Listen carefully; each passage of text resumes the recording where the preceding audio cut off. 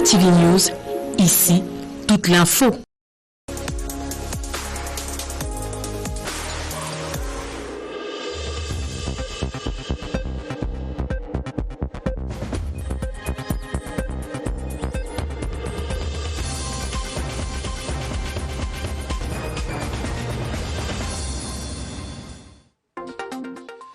Yaoundé and Bangui exchanged niceties at the Unity Palace as an envoy of President Faustin Archange Touadéra extends the gratitude of the people of the Central African Republic to President Paul Biya for Cameroon's support in last March's presidential elections in that country. Cameroon marks the 49th anniversary of the advent of the Unity State in Cameroon, otherwise known as the peaceful revolution, tomorrow with a presidential order prescribing the organization of popular festivities across the country owing to COVID-19 exigencies.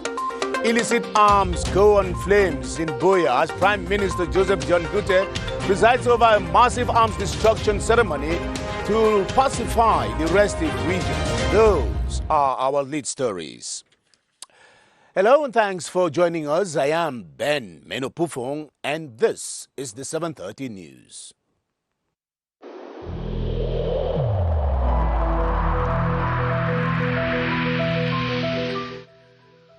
I urge you once again to put on your face masks, to wash your hands regularly, and to consult a physician or any other health personnel if you notice any symptoms.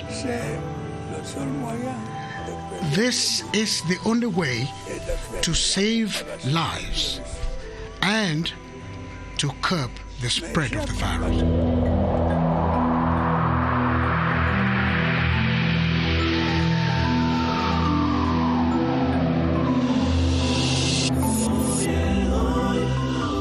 You're welcome once again. President Paul Biya has been congratulated on his assistance towards the successful conduct of elections in the Central African Republic. This commendation came from the outgoing ambassador of the Central African Republic to Cameroon, Betty Maras, during an audience granted him by the head of state at the Unity Palace. Unity Palace correspondent Ashunyenti reports on the audience. If the Central African Republic successfully organized recent elections, it is also assistance President Paul Biya gave to that country. That is why at the end of his 7-year stay in Cameroon, the country's ambassador, extraordinary and plenipotentiary, Marshal Betty Maras, is here to thank and say farewell to the head of state. Son Excellence Marshal Betty Maras, ambassadeur de la République centrafricaine. Monsieur l'ambassadeur.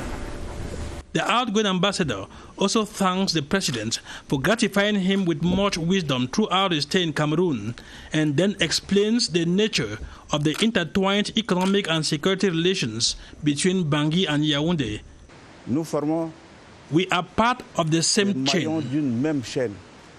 If things get bad in the Central African Republic, Cameroon will also be affected, and vice versa.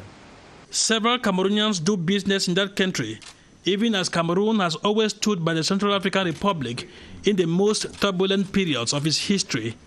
Cameroon has a strategic contingent in the United Nations peacekeeping mission in Bangui, MINUSCA. Only recently, about 500,000 Central African refugees found refuge in Cameroon. It is therefore a fulfilled ambassador, Betty Maras, who leaves Cameroon with a commitment to be Cameroon's ambassador wherever he goes. And now on to a reading of this presidential decree appointing a member of the board of directors of the Cameroon Development Corporation, the CDC. The President of the Republic hereby decrees as follows. Article 1. Mr. Hope Sonabai is, with effect from the date of signature of this decree, appointed member of the Board of Directors of the Cameroon Development Corporation, CDC, as personality designated by the President of the Republic. Article 2. The appointee shall be entitled to the various benefits provided for by the regulations in force. And Article 3. This decree shall be registered, published according to the procedure of urgency, and inserted in the official gazette in English and French. Signed, Paul Biya, President of the Republic. As you were hearing in the headlines, Prime Minister Joseph Dion-Gute has invited the civilian populations in the 10 regions of the country, and especially those in the northwest and southwest regions, to be more vocal in their support for the ongoing peace initiatives in the country. He was speaking in Buea today as he presided over a ceremony to destroy illicit weapons retrieved from unholy hands in the region. Members of government, the diplomatic corps, and representatives of international organizations attended the event, as you tell us. Christian Chiatam. 10 boxes of illicit weapons destroyed, faceless potential victims in Cameroon saved. The weapons were retrieved in the 10 regions of Cameroon during operations carried out by military and security forces, but some were voluntarily surrendered by their holders through special campaigns. The ceremony is part of the UNAU co-sponsored African Amnesty Month 2020, aimed at silencing guns to promote meaningful development in Africa.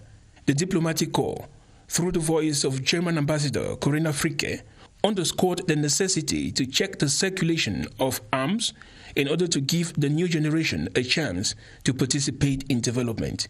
The representative of the African Union said efforts to check the spread of illicit weapons will become continuous within the organization. Prime Minister Joseph Dion-Gute, in his keynote address, invited the population of the 10 regions of Cameroon to support peace efforts undertaken by President Paul Biya within their communities. The President of the Republic has strengthened the regulatory dispositions concerning the weapons, small and light weapons in Cameroon. We don't want to see this circulate because they are the main cause of the lack of peace in our country. And he asked me to come and preside over this ceremony in the presence of generals, in the presence of the diplomatic corps, to ensure that all the populations of Cameroon should denounce people who are keeping unauthorized weapons. He invited especially communities in the northwest and southwest who are victims of illicit weapons to collaborate more with security forces in checking the illicit circulation. Here now is an excerpt of the keynote address made by Prime Minister Joseph Dion-Gute during today's solemn ceremony, as selected for us by Star Building correspondent Christian Chiatam. When President Tahejo made the speech declaring that there would be a referendum. May 6, 1972. Yes, sir. And also stating that the referendum would be on the 20th May. We celebrated this. We either a country or we're not a country. Now the U.S. Constitution says a pluribus unum. Meaning? One out of many. Okay. Or out of many, one. One. That's what a nation should be. Okay. There shouldn't be pieces thrown all over the place. Okay. Villages, yes. Historically, in our constitutional history, we were moving from the federal state to the unitary state. And we welcome that because former West Cameroon had a lot of difficulty and a lot of the civil servants were unhappy because they were not paid the same salaries as the federal civil servants. And that when we graduated, we would not have to be arguing whether we work for West Cameroon, for East Cameroon, or the federal government. We are awfully sorry for that mix-up there, and that instead was the former Prime Minister and the current Chancellor of the National Orders talking to our reporter Ebune on the upcoming celebration of the National Day in Cameroon. But we will be coming back to that package later on in this edition. Just time for us to go back to the southwest region where the Prime Minister Joseph Dion-Gute was to say that the presence of a cross-section of opinion leaders of that region of the country and the nation as a whole during the ceremony to destroy illicit weapons provided an opportunity to reiterate the call for an end to the conflict in the northwest and southwest regions of Cameroon. Kange Williams Wasaloko spoke to some of them and put together their views and reactions in the following report. The choice of Witingi in Boya subdivision as venue for the destruction of illicit weapons is not by chance. This site has witnessed sporadic gunshots by armed separatists in recent days. According to the elites of the region, the ceremony is a glimmer of hope. My heart is full of joy because nothing can happen without peace. Women will feel free to do their activities. It's only on the peace that even the decentralization process which is going on will have any meaningful impact on the population. For the part of the traditional authorities of the Southwest, the ancestors are at peace with such an act. The past has been rough, and now we are here to ensure that the future will be a bright one. The religious leader believes that the event is a sign of peace to come. It's a sign of hope that the future is bright. We should do everything to, avoid any form of hatred, any form of division amongst us, and continue to see how we can build our nation. The politicians and the civil society activists, the time to lay down the guns is now. Very good thing to sensitize people about illegal use of arms and weapons. The Prime Minister's presence in Boya today was a concrete reflection of the head of state's concern for the security of the citizens of this country. The silencing the gun is a wonderful initiative. It should be a step in the right direction. And as the population watch the ammunitions blaze, many are those that keep asking why take up arms for an unjust cause that could be discussed on a round table. And the ghost town phenomenon in the southwest regional capital, Buea, is gradually easing out, with prospects of Monday becoming a normal day again in a very near future. It is also an indication of the decline in the intensity of violence now evident in Buea and some neighboring towns of the region. Ewane Pole is in Buea, where he has been assessing the situation on is here with what he saw and heard. Traditionally, the ghost town day on Monday that secessionist militiants have imposed since the end of 2016 is not being respected as before in the town of Buea. Taxis and pedestrians have taken back possession of the streets. Meanwhile, some markets and shops are seen open. 2-3 years ago, it was not easy. But today, the Southwest is coming back to normalcy.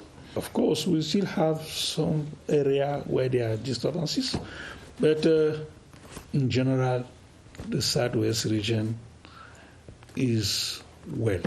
Despite the low turnout of pupils and students in the school campuses on Mondays, classes are, however, effective. Mondays are not the best as compared to the past for the crisis. But I want to tell you that before now, there were times when we could have no student on campus on a Monday. But now, progressively, they are coming. Out of the 5,000 students, or close to 5,000 students that we expect here, about 1,500 come on Mondays. Hotels have also begun receiving tourists and musicians coming to animate ceremonies on weekends. The security here is guaranteed. Let them come and enjoy those facilities. Buea's residents are no longer the only ones defying the separatist enacted bans, which goes to show that the intensity of violence is on the decline in the southwest region.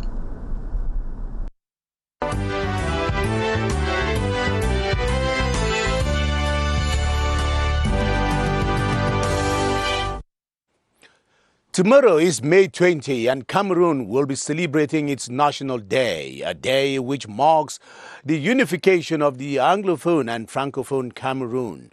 49 years of a unitary state and a memorable day in the life of the nation whose glorious past Kilian Datndifon evokes in this commentary.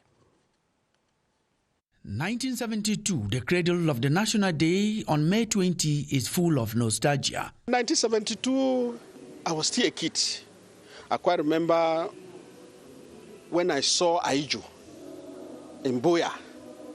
It was like you have seen Jesus, and everybody was happy. It's the most important day for my country because unity is what cements a nation, the cement that puts everybody together.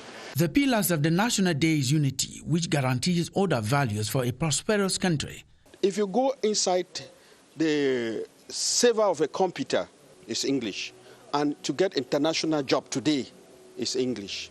But we don't say no, French is a very good thing. The message of the founding fathers of the Unity State still reverberates 49 years on. Unity is what underpins peace.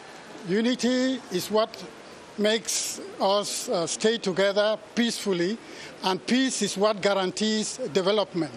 Peace is what guarantees happiness. The road has not been all smooth, but the focus is clear. Cameroon has always been one nation, but we were divided by the colonialists, and our founding fathers brought us back together. We should keep the bond they signed in 1972. Unity is strength. Let our diversity be cornerstones for one strong nation. In continuation of our running series on music as a hallmark of national unity, we take you to the northern part of Cameroon, where melodies have moved from being ethnic likes to becoming national delights. The trend has been reinforced by artists such as Fada Kautal, whose melodies connect Cameroonians from north to south, east to west. Salisona Tafaha treats us to some of these beats.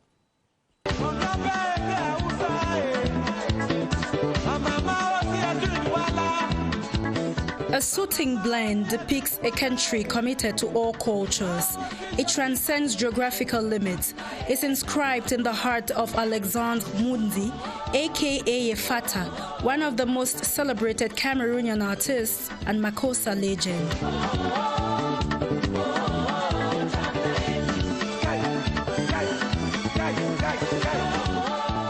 Not of the Sudano-Sahelian descent, Bikutsi artist Kokowa Jante soaks up the musical rhythm of Cameroonians up north in a musical piece with an unadulterated Fufude accent and a song titled Miidima, meaning I love you.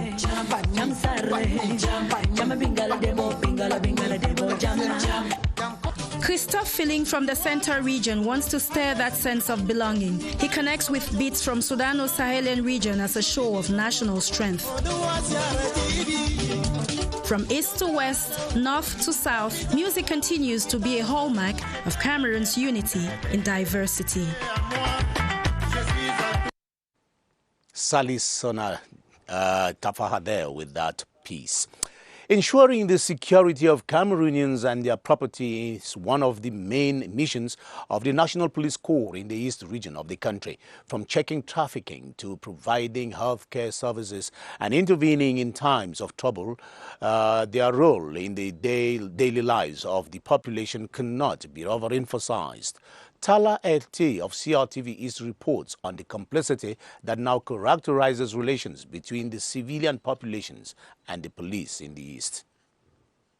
403 de 401, on nous signale un cas de risque au niveau de la gare routière de Bétois. Veuillez déployer naturellement la patrouille sur les lieux et rendez compte. At the Mobile Intervention Unit number 7 in Bétois, a call on the talkie-walkie sends a team to intervene in a dispute at the motor park. In normal period, the mobile wing reinforces the other territorial unit to reinforce. Next door at the National Securities Health Center, the team is rejoicing the birth of a twin. The clinic has about 25 personnel to operate the 9 departments, which include a theater, dentistry department, laboratory, a maternity, and a host of others. Another very important unit of Cameroon's police force in the East is the Regional Regiment for the Highway and Circulation. The Rapid Intervention Unit of the police in the East has greatly reduced the rate of insecurity through its multiple operations on the ground. The Regional Delegate for National Security, Commissioner of Police, Biongeri, on a daily basis keeps in touch with the 63 units of the police across the region to coordinate operations and get feedback on their action. 1 year after assuming office as Yaoundé City Mayor, Luc Messia Tangana says development projects earmarked for the capital city are well on course. Amongst the priorities of the City Council are to fight against urban disorder and ensuring the respect of town planning norms. Kwang Chuan, Marie-Claire Doe of CRTV Center, has an assessment of the first 12 months of the City Mayor. March 2020, May 2021 makes it a year and 2 months since Luke Mesiatangana and his deputies took the keys of the Yaoundé City Council. Although all of them knew they are already leaving their footprints, they have designed projects geared towards improving the living conditions of not only the population under their command, but even those visiting the capital city. Development projects like the creation of green gardens, opening of more public toilets, and the management of mental health people in the city. Also in their records, the city council officials have instituted a unique color for commercial township taxis. At some major roundabouts like Etudi, there is a special lane created for taxis, amongst other projects geared towards improving the living conditions of the population. They, however, say even though there are changes in the capital city, much is still to be done. For the moment, what I can ask them to do is to make Yaoundé more attractive, clean town, make road available. We have also to contribute. All in all, the city mayor have taken a firm commitment to work in collaboration with municipal authorities and population to give their municipalities and Yaoundé as a whole a facelift it deserves.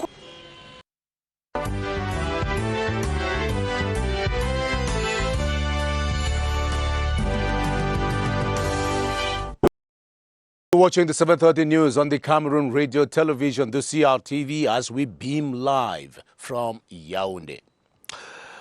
The Ministry of Youth Affairs and Civic Education and the United Councils and Cities of Cameroon have partnered to promote youth activities in the country.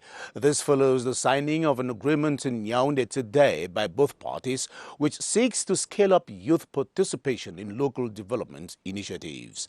Cynthia Saptala reports on the major pillars of the agreement.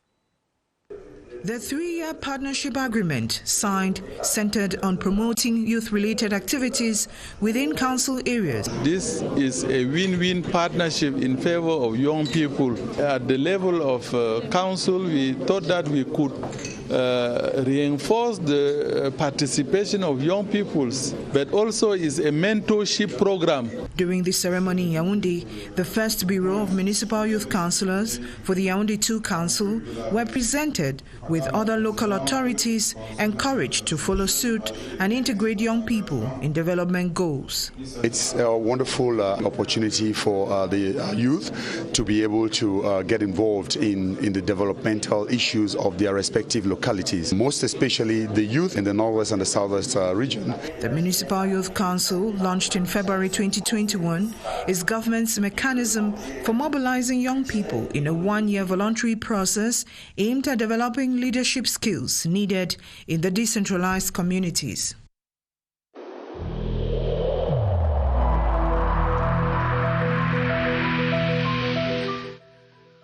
I urge you once again to put on your face masks, to wash your hands regularly, and to consult a physician or any other health personnel if you notice any symptoms. This is the only way to save lives and to curb the spread of the virus.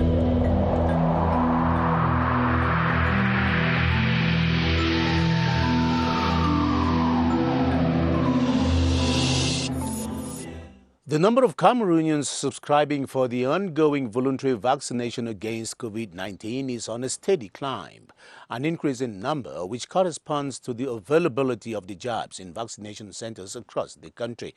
As the demand for the vaccines shoots up, many are wondering what would happen if the vaccines suddenly run short in supply. That is the issue that Baldwin Sama and his guest Dr. Andrea Sinjar are addressing tonight at the Public Health Emergency Operations Center here in Yaoundé. Hello, Baldwin. Welcome on board.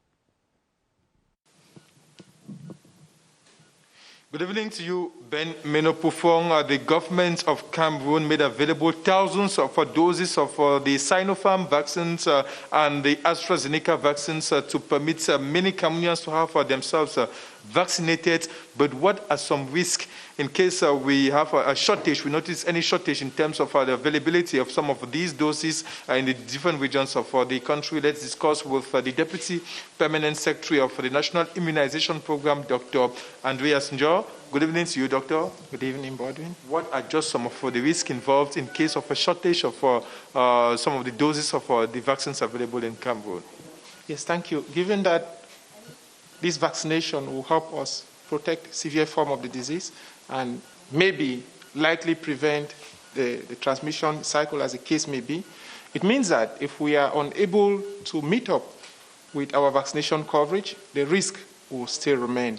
So that is why we need to do everything, not only to make available the vaccine like the government is doing, but equally get vaccinated. Vaccine being available is not equal to vaccination. We need to get vaccinated so that we can get protected as well. So the Cameroonians watching us, for example, in Furawa or in Bali, this evening can be reassured that there's availability of these vaccines wherever they find themselves to have themselves vaccinated. Exactly. At this moment, there is a huge stock of vaccines, even at the respective health districts, to be used by the population for vaccination. And the government is putting all its effort alongside international partners to ensure that vaccines are made available for the population. Thank you so much, Dr. Andreas Njor, for that reassurance the government has done and the government is doing, and the government of Cameroon will still continue doing a lot to ensure that we have availability for the different vaccines to permit many Cameroonians have themselves vaccinated in the different available vaccination centers in the 10 different regions of Cameroon. Back to you, Ben Menopufo. Thank you very much, Baldwin Sama, and see you tomorrow. An incubation center to train youths on territorial governance and decentralization has been created in Yaoundé. This is the fruit of collaboration between the Network of Parliamentarians for the Promotion of Private Entrepreneurship and the Ministry of Small and Medium-Sized Enterprises. Gerald Nanje Yambe reports that the center will go a long way in enhancing youth involvement in governance and the decentralization process. From humble beginnings, the Territorial Intelligence Development Center, situated at the Nkomo neighborhood in the nation's capital, will, among other things, empower young Cameroonians on territorial governance and decentralization. To accelerate those who have ideas, project and enterprise, so that to create the welfare inside the population. A joint initiative of the Network of Parliamentarians for the Promotion of Private Entrepreneurship and the Ministry of Small and Medium-Sized Enterprises. In line of actions with what was given to them as instructions, they thought it wise to put into action all what they have heard. So one of the steps is this incubation center, and the goal is really to encourage the youth to forge forward, to stop being lazy, to stop waiting to be civil servants, and to really think out of the box. 25 project leaders selected at a networking days in February this year will be part of the incubation center. Now on to obituary. The late Deputy Speaker of Cameroon's National Assembly, Emilia Monjowa Lifaka, who died last April 20 in Boya, has received honors from her peers in Parliament. The solemn ceremony in the Parliament Hall was presided over by the Senior Deputy Speaker, Hilarion Etong. It was attended by officials of the Commonwealth Parliamentary Association, who joined the mourners to hail the accomplished politicians. Esther Kima has a film of the day's event.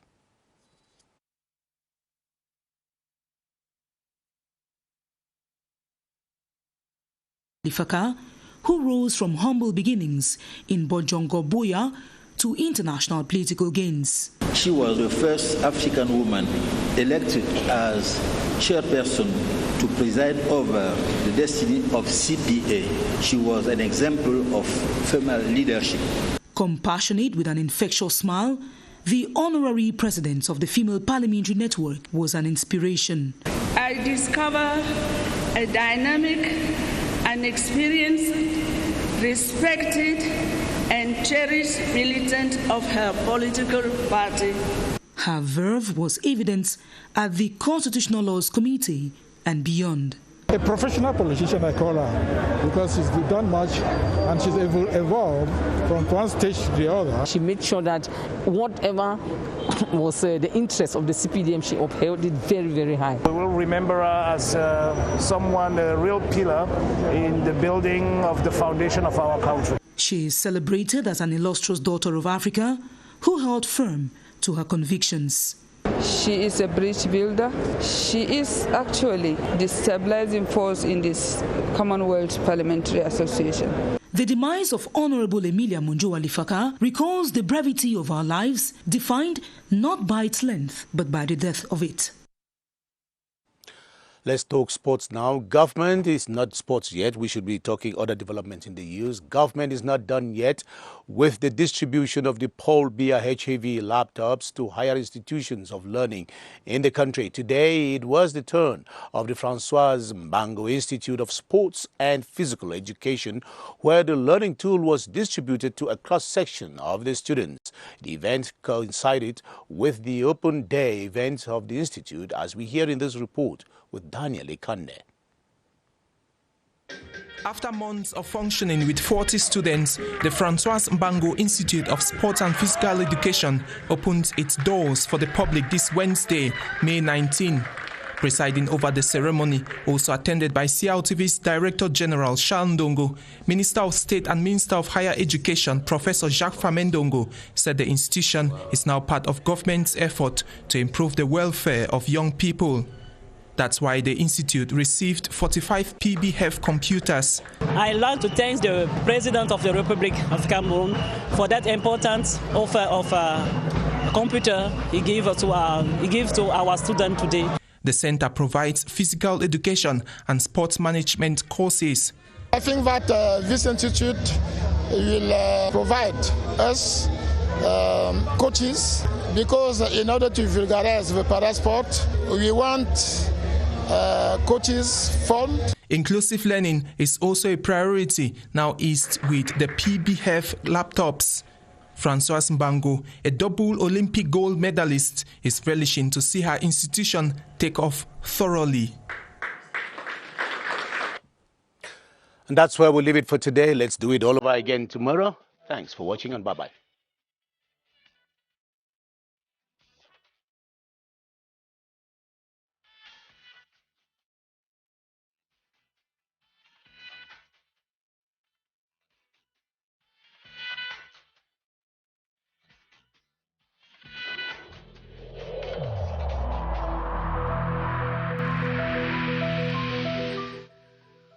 I urge you once again to put on your face masks, to wash your hands regularly, and to consult a physician or any other health personnel if you notice any symptoms.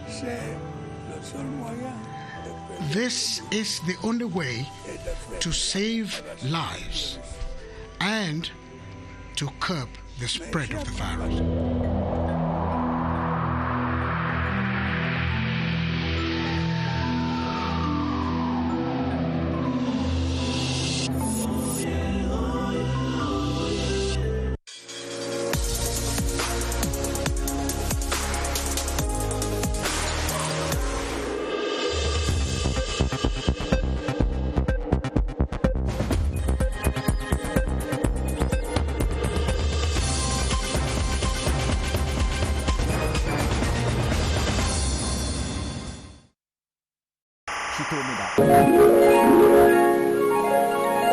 CRTV News, ici, toute l'info.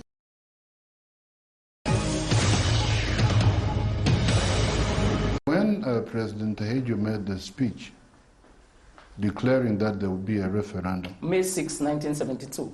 Yes, sir. And also stating that the referendum would be on the 20th May. For us students. By then, the National Assembly was made up of 120 members. Yes, because that was the Federal Assembly. Sure. But in addition to that, you had the West an assembly in West Cameroon, the East Cameroon Assembly plus the West Cameroonian Police Force, West Cameroonian Public Service, East Cameroon Public Service, Federal Public Service. There was a lot of confusion and a lot of conflicts. And being law students, we knew a lot about that. And we celebrated this. We're either a country or we're not a country. Are we small bits of the same ensemble? No, the US Constitution says a pluribus unum. Meaning? One out of many. Okay. Or out of many, one. One. That's what a nation should be. Okay. It shouldn't be pieces thrown all over the place. Okay. Villages, yes. But when once you talk of a nation, it should be a nation. Yes. Languages, yes. Tribes, yes. Germany started with tribes. Yeah. Most nations which are nations today started as villages and as small tribes.